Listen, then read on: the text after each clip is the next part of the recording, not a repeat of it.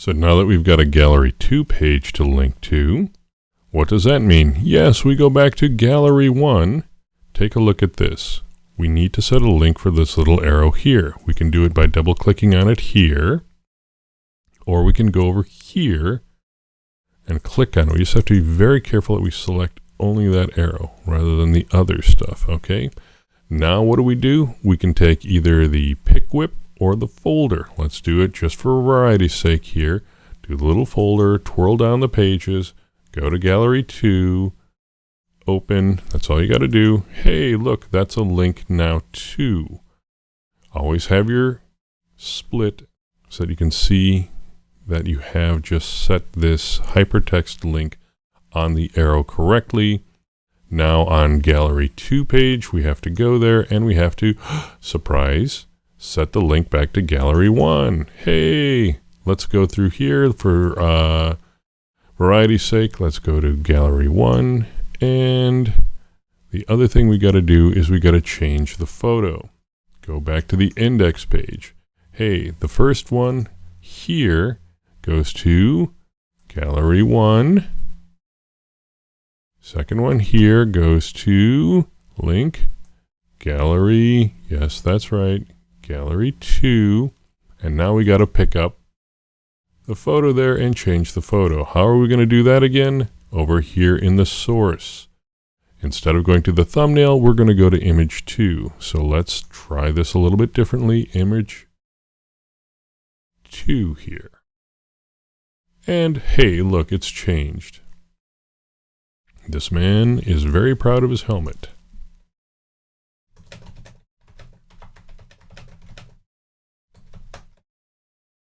It's a nice helmet. What do we do now? We're going to have to just go rinse, repeat, and change the links. Spin out Gallery 1, 2, 3, 4, all the way to 12.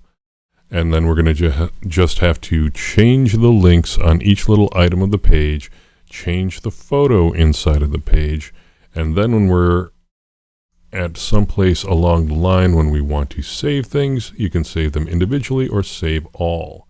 See this little handy thing there? Save all. How do you know if a page is unsaved? Take a look up here. See this little asterisk? A little asterisk off of all these things means that you've made some changes to the page that haven't been saved yet.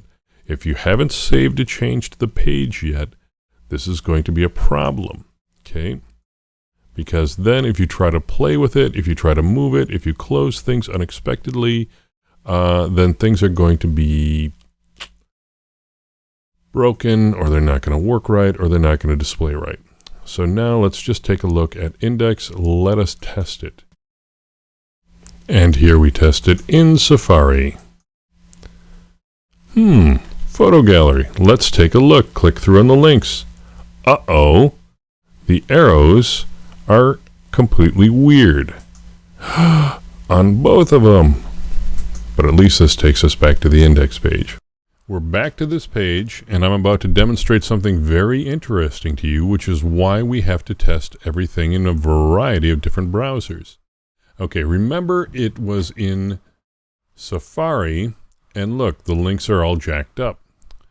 But we go back and we test this little rascal in Chrome, and the links are perfectly fine.